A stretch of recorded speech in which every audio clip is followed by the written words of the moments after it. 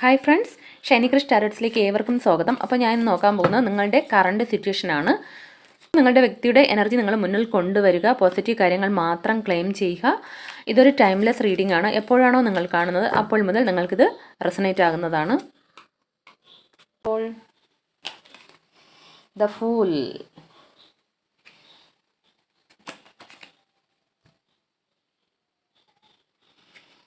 Hermit, nine of swords, next seven of wands,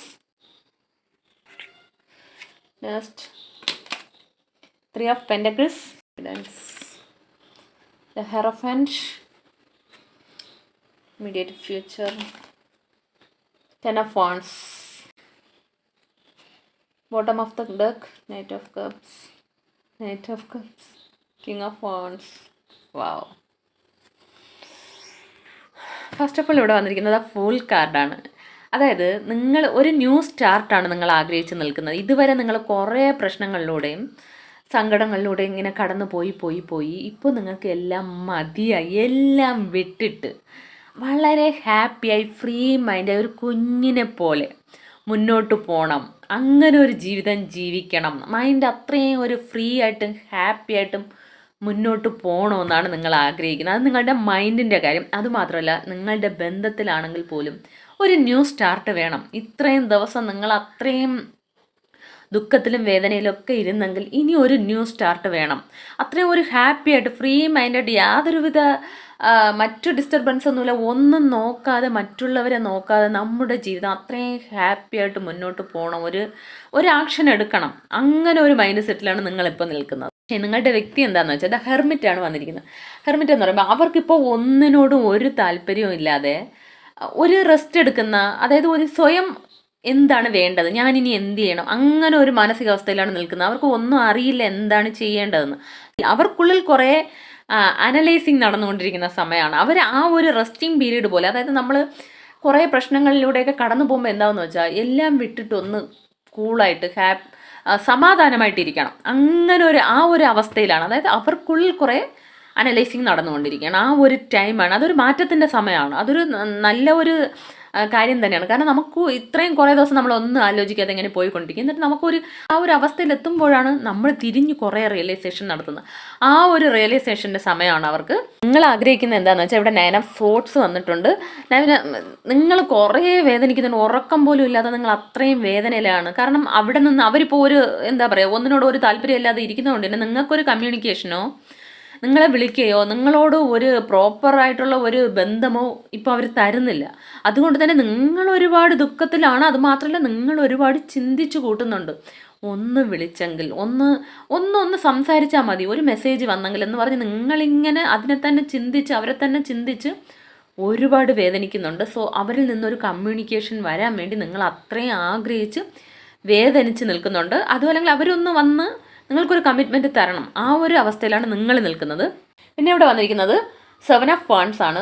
അവരിപ്പോൾ ആഗ്രഹിക്കുന്നത് എന്താണെന്ന് വെച്ചാൽ നിങ്ങൾ അവരെ മനസ്സിലാക്കണം, നിങ്ങൾ അവരുടെ അവസ്ഥ മനസ്സിലാക്കണം. കാരണം അവർക്ക് ഇവിടെ കുറേ പ്രശ്നങ്ങളുണ്ട്. 4 സൈഡിൽ നിന്നും അവർക്ക് കുറേ പ്രശ്നങ്ങളുണ്ട്. കുറച്ച് പേർക്ക് ഈ ജോലിയിലൊക്കെ ഉള്ള പ്രശ്നങ്ങളായിരിക്കാം, കുറച്ച് പേർക്ക് അവരെ ഫാമിലിയിൽ തന്നെ ഉള്ള പ്രഷറോ മറ്റു കാര്യങ്ങളോ ആയിരിക്കാം. അതുകൊണ്ട് അവർ കുറേ സ്ട്രഗിൾ ചെയ്യുന്നുണ്ട്. അത് നിങ്ങൾ മനസ്സിലാക്കണം എന്നാണ് അവർ ആഗ്രഹിക്കുന്നത്.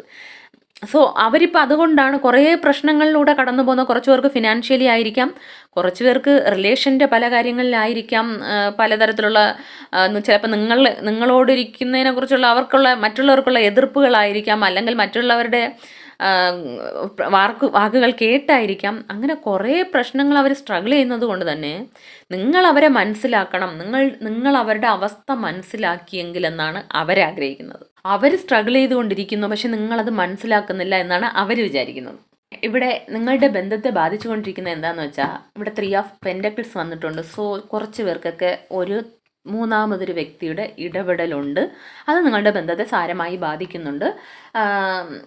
അതിപ്പോൾ ആരും ആവാം, ഫാമിലി ആവാം, റിലേറ്റീവ്സ് ആവാം, അല്ലെങ്കിൽ തേർഡ് പാർട്ടി ആവാം, ഫ്രണ്ട്സ് ആവാം, ആരും ആവാം.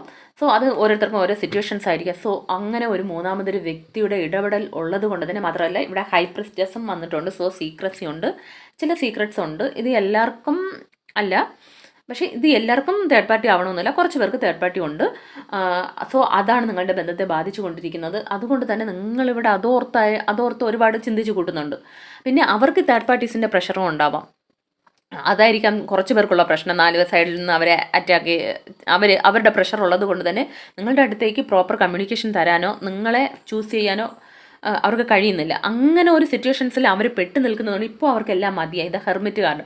അവർക്ക് ഒന്നിനോടും താല്പര്യമില്ല, നിങ്ങളെയും ഒന്നും വേണ്ട എന്നുള്ള ആ ഒരു മാനസികാവസ്ഥയിലാണ് അവർക്ക് നിൽക്കുന്നത്. ഒരു സൈഡിൽ നിങ്ങൾ മറ്റേ തേർഡ് പാർട്ടി അല്ലെങ്കിൽ ഫാമിലി ആയിരിക്കാം, എല്ലാം കൂടെ അവർക്ക് ഒത്തിരി പ്രഷറുണ്ട്. മൂന്നാമതൊരു വ്യക്തിയുടെ ഇടപെടൽ തന്നെയാണ് നിങ്ങളുടെ ബന്ധത്തെ ബാധിച്ചു കൊണ്ടിരിക്കുന്നത്. അവർ പല എഫർട്ടും ഇടുന്നുണ്ടാവാം, എന്നാൽ അതിലൊന്നും വേണ്ട പ്രയോജനമോ അവരാഗ്രഹിക്കുന്ന പോലെ പ്രയോജനമൊന്നും കിട്ടുന്നില്ല. അതൊന്നും അവരാഗ്രഹിച്ചതുപോലെ കാര്യങ്ങൾ മുന്നോട്ട് പോകുന്നില്ല. ഇവിടെ 10 ഓഫ് വാണ്ട്സ് ആണ് വന്നിരിക്കുന്നത്. 10 ഓഫ് വാണ്ട്സ് എന്ന് പറയുമ്പോൾ എല്ലാ ഭാരങ്ങളും ഇറക്കി വെച്ച് ഇതുവരെയുള്ള എല്ലാ കഷ്ടങ്ങളും അവസാനിപ്പിച്ച് ഒരു പുതിയ തുടക്കത്തിന് സമയമായി. ആ എൻഡിങ് വരുന്നു എന്നാണ് യൂണിവേഴ്സ് പറയുന്നത്. എൻഡിങ് എന്ന് പറയുമ്പോൾ ഒരു പുതിയ ബിഗിനിങ് ആണ്. ന്യൂ ബിഗിനിങ് നിങ്ങളുടെ ലൈഫിൽ വരാൻ പോകുന്നു. ആ വ്യക്തി നിങ്ങളിലേക്ക് തിരിച്ച് വരും, ഒരു പുതിയ സ്റ്റാർട്ട് ഉണ്ടാകും എന്നാണ് യൂണിവേഴ്സ് പറയുന്നത്. ഇത് ഇമ്മീഡിയറ്റ് ഫ്യൂച്ചറാണ്. കിങ് ഓഫ് കപ്സും വന്നു, നൈറ്റ് ഓഫ് കപ്സും വന്നു. അവർക്ക് നിങ്ങളുടെ അടുത്ത് അത്രയും നിങ്ങളെ അവർ കാണുന്ന ഒരു റൊമാൻറ്റിക് പേഴ്സണായിട്ടാണ് അവർ കാണുന്നത്. നിങ്ങളോട് അവർക്ക് വളരെ സ്നേഹമുണ്ട്, നിങ്ങൾ ഒരു അട്രാക്റ്റീവ് പേഴ്സണായിട്ട് കാണുന്നുണ്ട്. നിങ്ങളുടെ അടുത്ത് കമ്മിറ്റ്മെൻറ്റ് തന്ന് നിൽക്കണമെന്ന് തന്നെയാണ് ആഗ്രഹിക്കുന്നത്. നിങ്ങളെക്കുറിച്ച് ഓർക്കുമ്പോഴേ അവർ വളരെ ഹാപ്പിയാണ്. സോ ചിലപ്പോൾ ഈ തേർഡ് പാർട്ടിയുടെയൊക്കെ പ്രഷർ കൊണ്ടായിരിക്കാം അവർ നിങ്ങളിൽ നിന്ന് വിട്ടു നിൽക്കുന്നത്. അതുകൊണ്ടായിരിക്കും നിങ്ങളുടെ അടുത്ത് ഒരു പ്രോപ്പർ കമ്മ്യൂണിക്കേഷൻ തരാത്തത്. സോ ഇവിടെയും കാണുന്ന വീണ്ടും വന്നിരിക്കുന്നത് കിങ് ഓഫ് വാണ്ട്സ് ആണ്. King, night, king. സോ അവർ നിങ്ങളെ മാരേജ് പ്രോപ്പർട്ടി ആയിട്ട് അത്രയും ഈ ബന്ധം നല്ല രീതിയിൽ മുന്നോട്ട് കൊണ്ടുപോകണം, നിങ്ങളെ ചൂസ് ചെയ്യുമെന്നാണ് കാണുന്നത്. കാരണം കിങ്ങും നൈറ്റും എല്ലാം വന്നിട്ടുണ്ട്. തീർച്ചയായിട്ടും നിങ്ങൾക്ക് വേണ്ടി അവരൊരു ആക്ഷൻ എടുക്കും. ഈ ബന്ധം നല്ല രീതിയിൽ മുന്നോട്ട് കൊണ്ടുപോകും. തേർഡ് പാർട്ടിയിൽ നിന്ന് ഒരു എൻഡിങ് ഉണ്ടാവും, ന്യൂ ബിഗിനിങ്സ് നിങ്ങൾക്ക് തീർച്ചയായിട്ടും ഉണ്ടാവും. അപ്പോൾ ഇതൊരു ജനറൽ റീഡിംഗ് ആണ്. ഇതിലുള്ള പോസിറ്റീവ് കാര്യങ്ങൾ മാത്രം നിങ്ങൾ ക്ലെയിം ചെയ്യുക. എല്ലാവർക്കും നല്ലൊരു ദിവസമായിരിക്കട്ടെ. Thanks for watching.